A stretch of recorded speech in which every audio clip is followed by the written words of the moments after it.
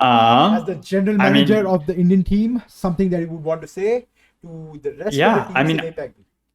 I can wish them good luck as well. I think we've had a great time, meeting all the other committee members and being cordial. But Yeah, when it comes match time, it's not going to be pretty for them. it's not gonna be very good. Okay.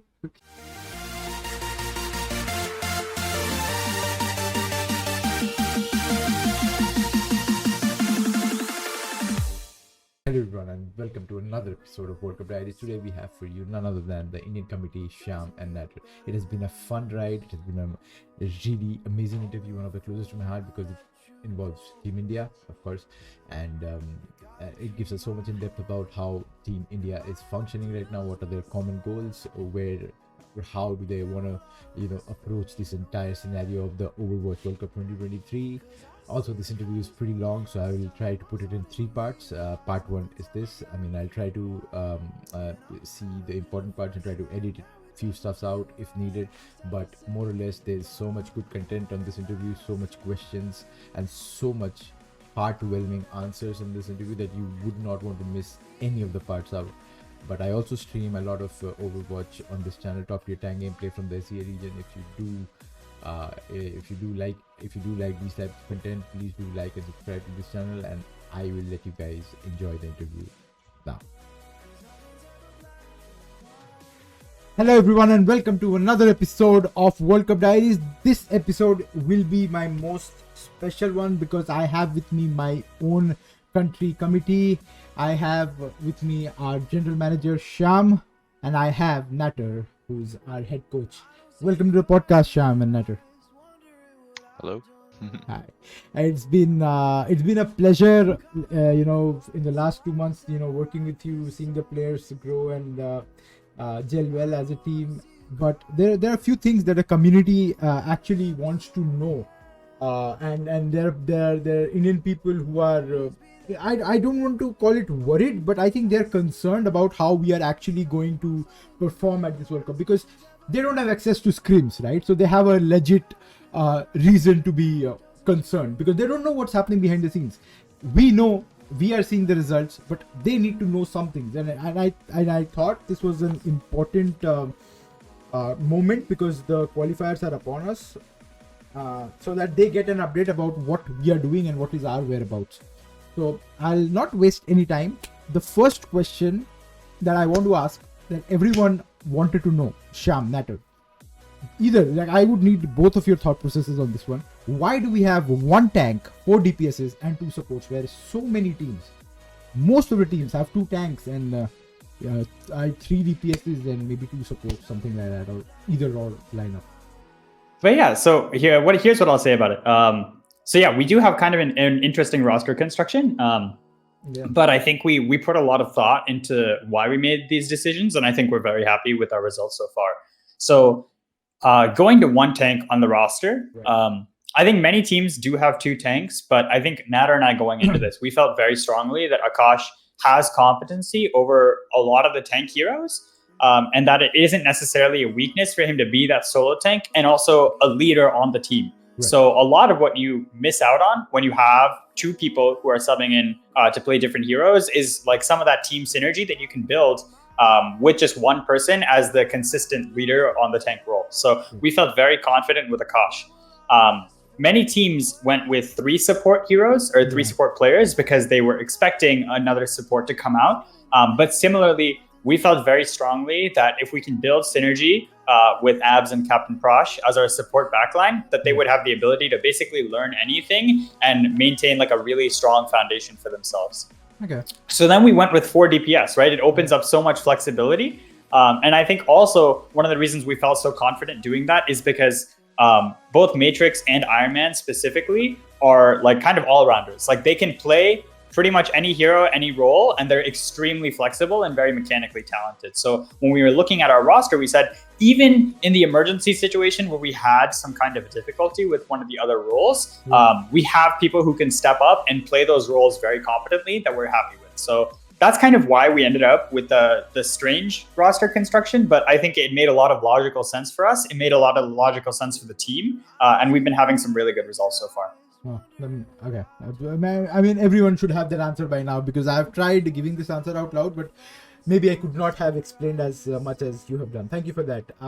Again, this was one question that is connected to the last question. How confident are we with Akash MTDing other tanks in the World Cup? I think Yeah. I'll take that one. I think Yeah. like I don't like to be overconfident. I think being overconfident is just not good, right? But I Right. think if Akash keeps playing and improving at the rate that Akash is playing, I think we'll see a lot of MTD in chat. Yeah. I Okay. think it'll obviously also just depends on the meta and stuff, because some metas you're gonna see more MTDs just based off, like Ryan matchups or even like some Sigma, sorry, not Sigma, Ramattra? what do you call it? Ram matchups and stuff Right. like that.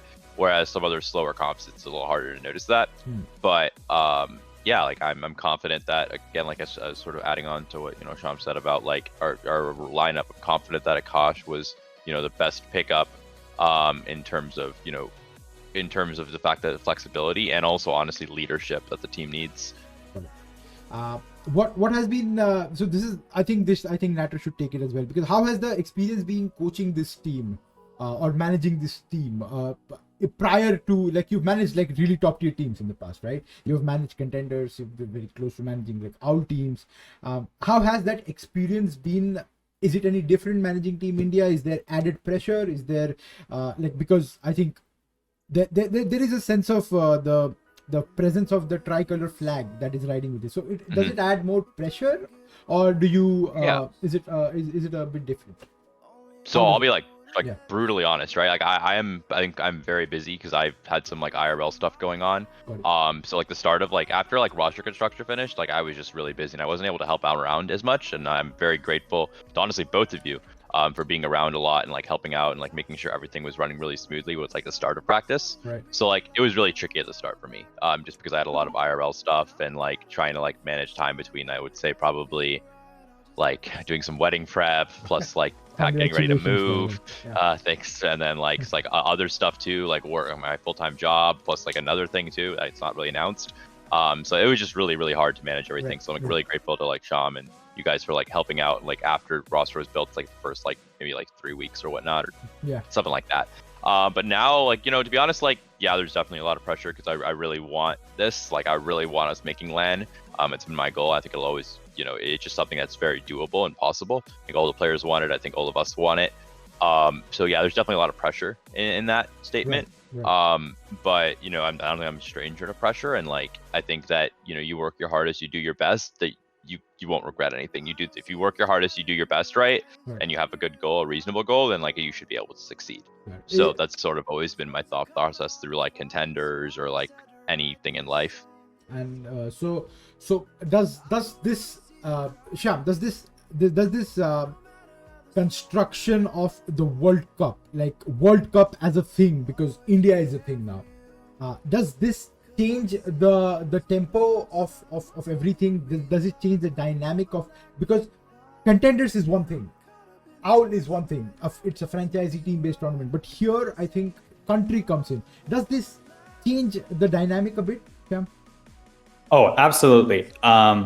So I think from my previous experience, like working in contenders, a lot of times the rosters come together because it's like we're the group of like the most skilled players that we trust at this current time. Right. But because of that, there's also kind of a lot of distrust. Like if you don't earn the results you're expecting, or if something goes wrong, there's not always a lot of incentive for many teams to stick through it and really work on the problem. It's very easy to just say, oh, I got an offer from this other team. I think they might be better for me this current month, so I'm going to go play with them. So there's a lot more like instability but there's also a larger rigor of practice in contenders, right? Which is why we see like a lot of those players like moving up or getting really good in their careers. But with the World Cup, I think because we always knew like this is the roster that we're going to play with, and we're going to play with these guys for a couple months. So even if we have problems now, even if there's something that we want to work out, there isn't like any of that info of like, oh, like I hate this team, like I want to leave, or like I want to go somewhere else. This is yeah, everyone has such a shared common goal and vision for what we want the team to do and achieve that we're all like, okay, yeah, this is a problem right now, but let's continue to work on it. Let's help each other and let's grow together. And I think because of that, like we've had it's like, I think if you ask anyone on the team, this is some of the most fun that we've all had. Playing in an Overwatch environment for like years. Like it's been such a great experience for everyone, and we're all so committed and really passionate. Makes sense. Because I also talked to Akash before this. I had a short interview with him. He also said that this is one of the best teams that he's been a part of in a really long time, and he's really excited. And everyone that I have talked to like has been like passionate as like ever, and they are like always DMing me, telling me like we want to do it, we want to make it. So it coming from you guys is the, you guys being the voices behind it makes it, I think, cements the entire thing that yes, everyone is excited, everyone is passionate, and everyone wants to do it for the country, 100%. Talking about the country, this is a controversial question, but I think this needs to be answered or asked. Can you shed some light behind DT89 being the only pick amongst the players residing in India? Why was that a thing? Sure. I think I can probably just speak to this as the general manager for like why we came to this decision. Right. I first want to say that it was never like guaranteed that we were going to only pick up like the roster that we had. I think we ran so many open tryouts, and even Nader will agree, like as we were going through the open tryouts, I was so impressed by like all of the people who actually came and participated. And really the performances like blew my expectations or any preconceived expectations I might have had out of the water. There were some really talented and very strong people. Like you could form an incredible Indian team out of, like Surf Excel, Sukasa, Skilled Ender, like Volstanding, like all of those guys like are incredible players. Right. And so they were all seriously in discussion for our eventual roster building. And I think like I truly like mean that. Like there was a time when this roster could have looked very, very different depending on the circumstances. Regardless of the region where they are settled, like exactly, we could have still built a very formidable roster.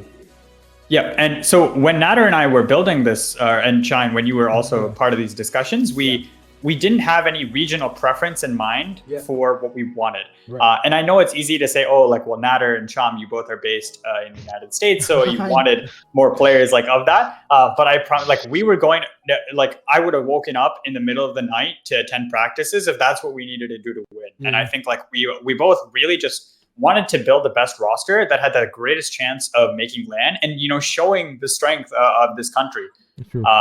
So that's kind of the decision we went for. And after reviewing the tryouts and looking at all the footage and everything, we believed that if we were able to overcome kind of the hurdles with ping, which a lot of our players demonstrated, and we put them through that and saying, you're going to need to play in this environment anyway, so we want to make sure that you can perform.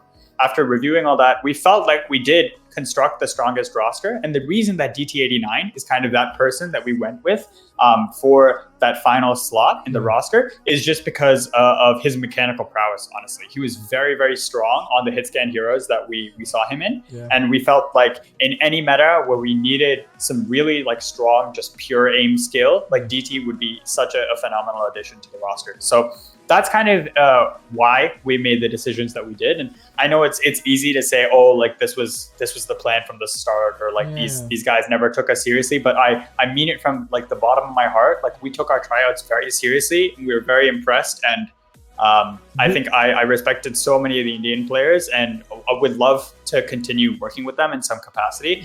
And I wouldn't get discouraged if there's any player who's listening to this who didn't make it through our tryouts this time, because I'm sure that if you keep on this grind, like this is an opportunity that will present itself to you in the future.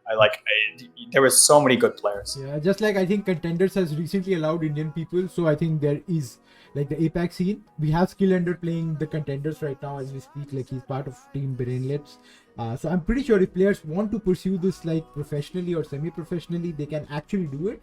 And I really hope like more and more people can actually go ahead and take part in Contenders or tournaments that lead up to Contenders, Open Division, or at some capacity, so that they could be more visible, be more talented, be more mechanically skilled, be more present in the scene, and then eventually make it to next year's squad. Like I've told them this a couple of times, and I think this discussion actually cements it as well. Thank you so much for that, Sham.